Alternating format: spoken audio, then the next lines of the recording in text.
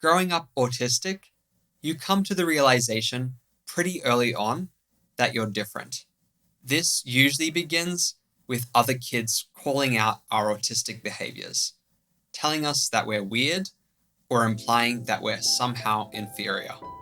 Today, I want to take a loving look back at my own behaviors as an undiagnosed autistic.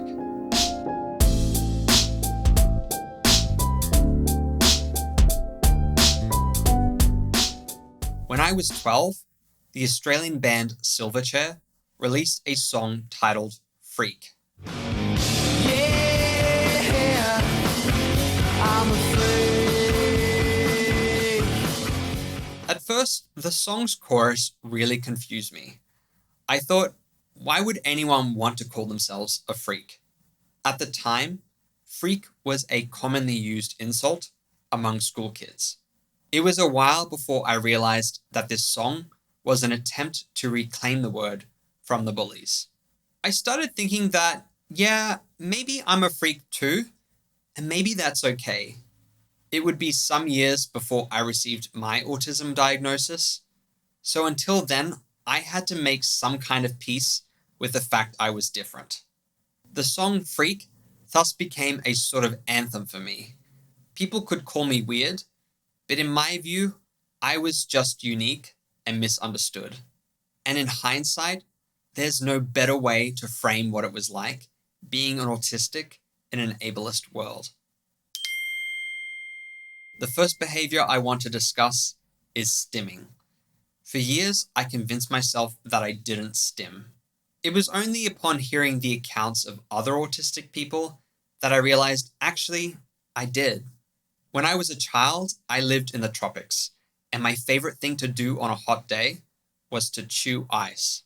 Sure, it was refreshing, but the crunchiness of it was deeply satisfying. Another thing I loved to do was play with gum. I'd spend hours pulling long strings of it out of my mouth. I stimmed with my mouth in other ways. For example, during long car rides, I would beatbox, a practice I never seemed to grow tired of.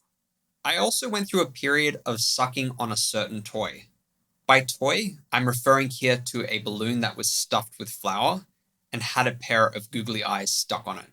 The balloon was a kind of sensory ball, and it lasted all of a few weeks before suddenly exploding and spraying flour all over me.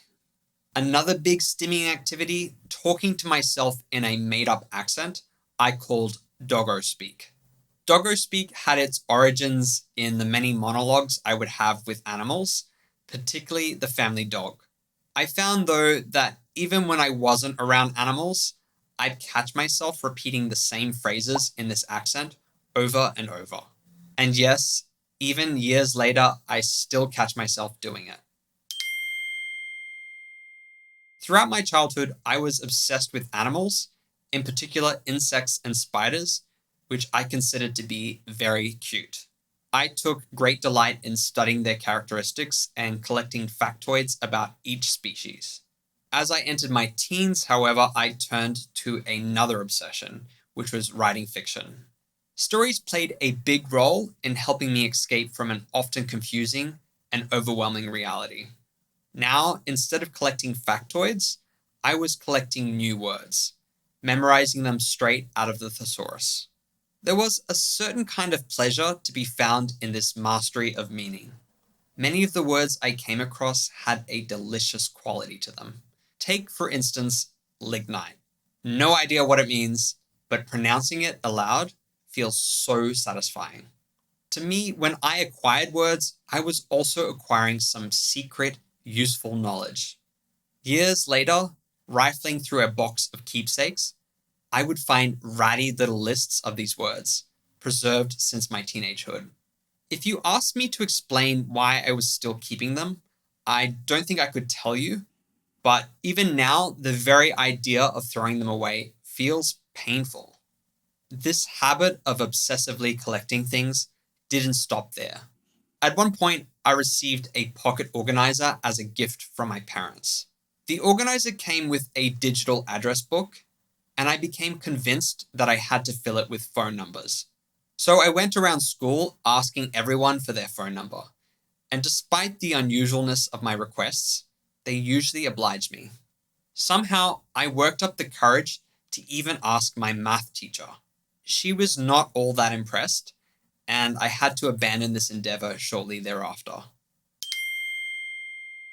From an early age, I had a keen interest in the environment and social causes.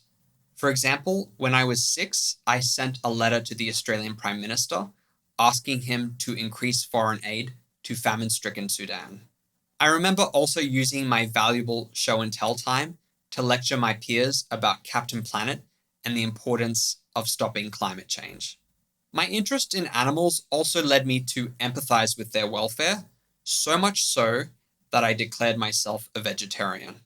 My efforts, however, were thwarted by my mother, who somehow convinced me that there was no chicken in my lunch meat. When any of my toys broke or stopped working, I usually tried to fix them myself. For example, I had a special doll that could pee when fed from a bottle. At some point, the doll stopped peeing, and I thought maybe there was some kind of blockage. My method of trying to clear this blockage was to shove a reed inside the doll's orifice. Not exactly ideal parent behavior, but hey, can you blame me for trying? Another example of my desire to fix things happened at school.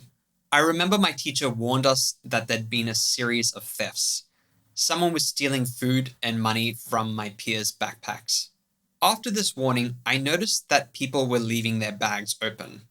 As we didn't have lockers, just racks, the temptation to would-be thieves was obvious. So I took it upon myself to start zipping them up. 2 classmates saw me and dobbed me into the teacher.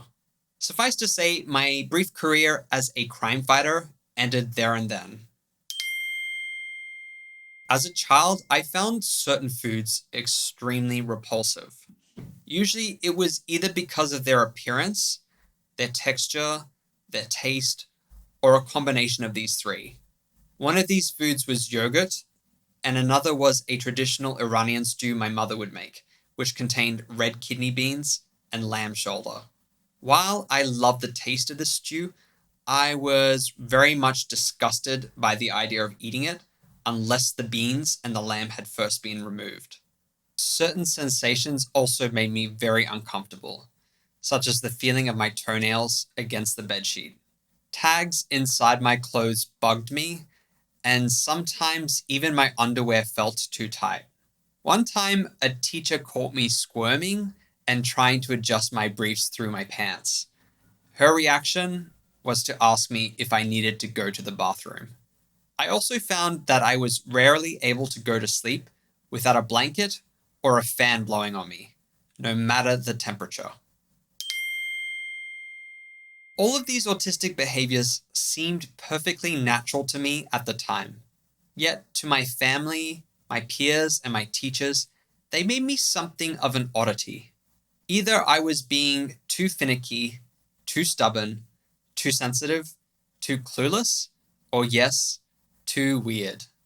And without a diagnosis, what cause did I have to not believe them? If everyone thought there was something wrong with me, then I guess they had to be, at least partially, right. But believing that there is something wrong with your authentic self is a terrible burden to bear. For many of us, it can leave a legacy of shame. It's only now, as an adult with a diagnosis, that I understand why I was different and why I had no reason to feel ashamed. The problem lies not with autistic folk, but with the ableist system that defines our difference as a problem in the first place. What were your autistic traits? How did others react? Let me know in the comments. And if you appreciate everything I've shared today, give this video a like, hit the bell icon, and subscribe to my channel. Thank you for watching, and bye for now.